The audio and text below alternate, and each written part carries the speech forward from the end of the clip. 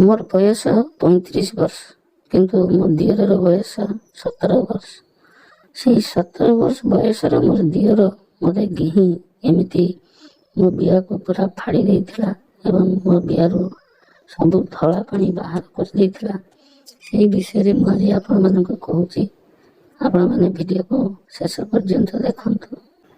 नमस्कार, मोर नाम पिंकी। आपण माने देखुचंती आपनकर प्रिय चैनल प्रिया क्लिप चैनल।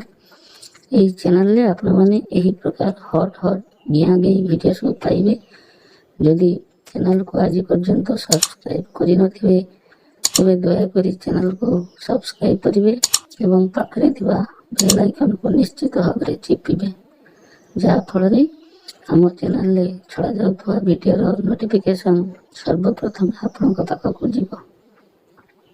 तो आसतु 17 वर्षर मोर दियर किपरि मते गेही मोर एते बड़ बिया को पूरा नाली कर देइथिला एवं सब धड़ा रस बाहर कर देइथिला। से विषय में आपण मानक कहूची। मोर स्वामी बाहर रहते, चाकरी करते, कंपनी जॉब, तेणु तांको छुट्टी सेमिति मिले नहीं। से प्राय घर को 4 मास किंबा 5 मास रे थरे आसंती। किंतु मु हूँ बहुत सेक्सी, मते सब बेले घिया खाइबा को इच्छा हुए। तेणु स्वामी नथिबा समय रे मु कौन करे ना मते जेते बेले सेक्स करिबा को इच्छा हुए मु आंगुठी गेंजी मोर धला पानी को बाहर करे। किंतु ओरिजिनल पांडरे गेहिबा जो मजा आउ आंगुली गेंजी रस काढ़ा से मजा बाहर नहीं। तेणु मो मन दुख हुए, मु बहुत कष्ट राति शुए। मोर जड़े दियर अच्छा बयस 17 वर्ष। तेणु थे मो मन को आसला जे मो दियर पाखर जेमिति भी हो ताको पठे पाखर घिया खाइबी। तो थे मत एमती सुजोग मिल जाइथिला। घरे केही नथिले, केवल आमे दियर एवं भाउज थिलु। राति खाई पी आमे शोइला परे मो दियर प्रबल मुंड बिंधिला। से खाली मुंड जंत्रणा रे हाव होउतला। तेणु मु कौन कली ना दियर को कहली तुमे शोई पड़, मु तुमर मुंड एवं गोड़ हाथ टिके चिपाचिपी कर दउची। तेणु सी जाई ता रूम रे शोइला एवं मु ता रूम भीतर को गली एवं ता मुंड को चिपाचिपी करली। 5 ରୁ 7 मिनट पर्यंत मु ता मुंड को चिपिली। तापरे ता पाद चिपिली। तार जंघ, आंठू एवं पाद ये सब को मु भल भाବରେ ताको चिपाचिपी कला परे तार मुंड बिंधा मध्य किछि समय परे कमी गला। तो से चिपुथिबा समय रे मु कौन कली ना देखिली जते बेले ताको भल लागिला। तापरे आस्ते आस्ते मो मन भितरे ताको घेइबा पई प्रबल इच्छा हला। से जेतेबेले ऊपर को चित करी सोईथिला तार बांडटी पेट भितरे मते लागुथिला जेमिति बहुत लंबा। तेणु मु आउ कौन करिबी ना आस्ते आस्ते गोड़ चिपु चिपु ता बांड उपरे हाथटी को बुले आनली। बहुत लंबा बांडटे मु अनुभव कली। थरे दुई थर जमिति ता बांड उपर हाथटी को मु बुले आनी देखिली ता बांड आस्ते आस्ते छिड़ा होची। से किंतु निज को संयत करिबा पई टिके पासे पड़ुतला। मु ताको आउ पासेबा को देली नहीं। सीधा कौन कली ना ता पेंटी को तल को टाणी देली। से कहला कौन करुच भाउज? मु कहली अरे रुह, तुम भाई तो आसुना, मो बिहा पूरा हल्लू खाइलाणी। मोर प्रबल घिया खाइबा को इच्छा होची। तेणु आज तुम मते गेही शांति कर दियो। से कहला भाउज मु जीवन रे केबे काहाकू गेही नाही कि गेहीबा किपरि करा जाए से सब मु जाने नाही। तेणु मु पारिबी नाही।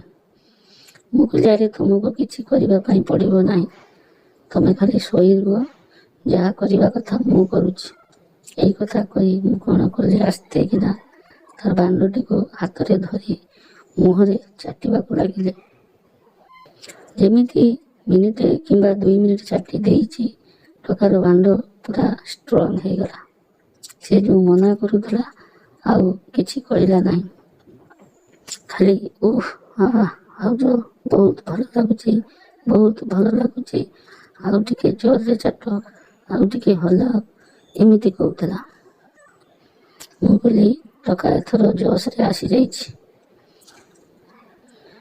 କିଛି ସମୟ ଏମିତି ଚାଟାଚାଟି କରିସାରିଲା ପରେ ମୁଁ ତାକୁ କହିଲି, ତମର କ'ଣ ବିଆ ଖାଇବାକୁ ଇଚ୍ଛା ହଉନି? ସେ କହିଲା, ହଁ ଭାଉଜ, ମୋତେ ତମର ବିଆ ଦେଖାଅ। ତାପରେ ମୁଁ ମୋର ସବୁ ଲୁଗାପଟା ଖୋଲିଦେଲି। ତା ଆଗରେ ପୁରା ଉଲଗ୍ନ ହେଇଗଲି। ସେ ମୋର ଉଲଗ୍ନ ଚେହେରାକୁ ଦେଖି ପୁରା ପାଗଳ ହେଇଗଲା। ଖାଲି ଚାଟି ଚାଲିଲା ନିର୍ଦ୍ଦମ ଭାବରେ। କେତେବେଳେ ଦୁଧରେ ମୁହଁ ମାରି ଦେଉଥିଲା, କେତେବେଳେ ବିଆରେ ମୁହଁ ମାରି ଦେଉଥିଲା, କେତେବେଳେ ମୋ ପେଟରେ ମୁହଁ ମାରୁଥିଲା। କିଛି ତାର ହିସାବ ନଥିଲା। ମୁଁ କହିଲି, ଆରେ ସେମିତି ବ୍ୟସ୍ତ ହୁଅ ନାହିଁ, ଗୋଟିଏ ପରେ ଗୋଟିଏ କର। ପ୍ରଥମେ ତୁମେ ମୋ ଦୁଧକୁ ଭଲ ଭାବରେ ଚାଟି ଦିଅ। ତେଣୁ ସେ ମୋ ଦୁଧକୁ ଚାଟିବା ଆରମ୍ଭ କଲା। 5ରୁ 7 ମିନିଟ୍ ପର୍ଯ୍ୟନ୍ତ ସେ ଗୋଟିଏ ହାତରେ ଗୋଟିଏ ଦୁଧକୁ ଚିପୁଡ଼ୁଥାଏ, ଆଉ ତା ମୁହଁରେ ଆଉ ଗୋଟିଏ ଦୁଧର ମୁଣ୍ଡିକୁ ଚୁଚୁମୁଥାଏ।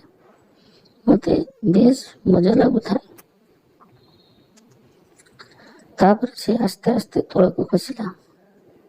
ମୋ ବିଆରେ ତା ଜିଭ ଲଗାଇଲା ଏବଂ ଚାଟି ଚାଲିଲା। ପାଖାପାଖି 10ରୁ 15 ମିନିଟ୍ ପର୍ଯ୍ୟନ୍ତ ସେ ଖାଲି ଚାଟି ଚାଲିଲା। ମୋତେ ବି ବହୁତ ମଜା ଲାଗୁଥିଲା। ତାପରେ କହିଲା, ଭାଉଜ, ତୁମେ ଟିକେ ଶୋଇପଡ଼, ମୁଁ ତୁମକୁ ଆଉ ସମ୍ଭାଳି ପାରୁନାହିଁ। ମୁଁ ବର୍ତ୍ତମାନ ତୁମକୁ ଗେହି ଦେବି ଏବଂ ମୋର ପାଣି ବାହାର କରିବି। ଏହାପରେ ମୁଁ କ'ଣ କଲି ନା ଚିତ୍ ହୋଇ ଶୋଇଗଲି। ସେ ମୋର 2 ଟାଙ୍ଗକୁ ଟେକି ଧରିଲା ଏବଂ ତାର ସେଇ ଲମ୍ବା ବାଣ୍ଡକୁ ମୋ ବିଆରେ ପଶାଇଲା। ପାଖାପାଖି 8ରୁ 10 ମିନିଟ୍ ପର୍ଯ୍ୟନ୍ତ ସେ ଲଗାତାର ଗେହି ଚାଲିଲା। ସେତେବେଳକୁ ମୋ ବିଆରୁ ଧଳା ପାଣି ବାହାରି ସାରିଥାଏ, କିନ୍ତୁ ଟୋକାର ବାଣ୍ଡରୁ ରସ ବାହାରି ନଥିଲା।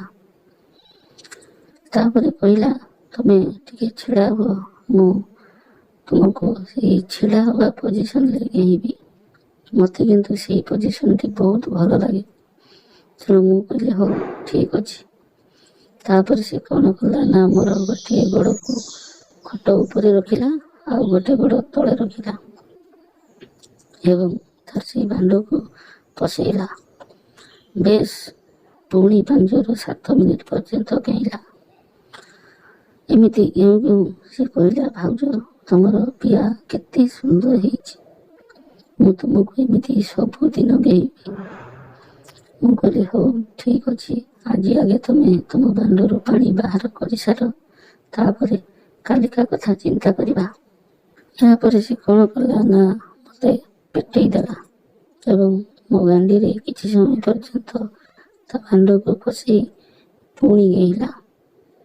ଯେତେବେଳେ ସେ ମୋ ଗାଣ୍ଡିରେ ତା ବାଣ୍ଡକୁ ପଶାଇଲା, ଅବଶ୍ୟ ମୋତେ ଟିକେ ଯନ୍ତ୍ରଣା ଲାଗୁଥିଲା, କିନ୍ତୁ ମଜା ମଧ୍ୟ ଲାଗୁଥିଲା। ପୁଣି ସେ କ'ଣ କଲା ନା ତା ବାଣ୍ଡକୁ ଗାଣ୍ଡିରୁ ବାହାର କରି ପୁଣି କିଛି ସମୟ ମୋ ପିଆକୁ ଚାଟିଲା। ଏହି ସମୟରେ ମୁଁ କ'ଣ କଲି ନା ଗୋଟିଏ ହାତରେ ତା ବାଣ୍ଡକୁ ଧରି ହଲେଇବାକୁ ଲାଗିଲି। 2ରୁ 3 ମିନିଟ୍ ପର୍ଯ୍ୟନ୍ତ ତା ବାଣ୍ଡକୁ ହଲେଇ ସାରିଲା ପରେ ତା ବାଣ୍ଡରୁ ପିଚକାରି ମାରି ପୁରା ରସ ସବୁ ବାହାରିଗଲା। ଏଥର ସେ ଦୁର୍ବଳ ହେଇଗଲା। ଆମେ 2 ଜଣ ସେଦିନ ଏମିତି 2 ଥର ଗିଆଁ ଗିଁ ହେଇଥିଲୁ। ପୁଣି କେମିତି ମୁଁ ତା ବାଣ୍ଡକୁ ଉଠେଇଲି, ପୁଣି କେମିତି ସେ ମୋତେ ଗେହିଲା, ଏସବୁ ବିଷୟରେ ମୁଁ ପରବର୍ତ୍ତୀ ଭିଡ଼ିଓରେ ଆପଣମାନଙ୍କୁ କହିବି। ଆପଣମାନେ ଭିଡ଼ିଓକୁ ଦେଖୁଥିବାରୁ ଆପଣଙ୍କୁ ଅଶେଷ ଅଶେଷ ଧନ୍ୟବାଦ। କିନ୍ତୁ ଦୁଃଖ ଲାଗୁଛି, ଆପଣମାନେ ବହୁ ମାତ୍ରାରେ ଭିଡ଼ିଓକୁ ଦେଖୁଛନ୍ତି କିନ୍ତୁ ସବସ୍କ୍ରାଇବ୍ କରୁନାହାନ୍ତି।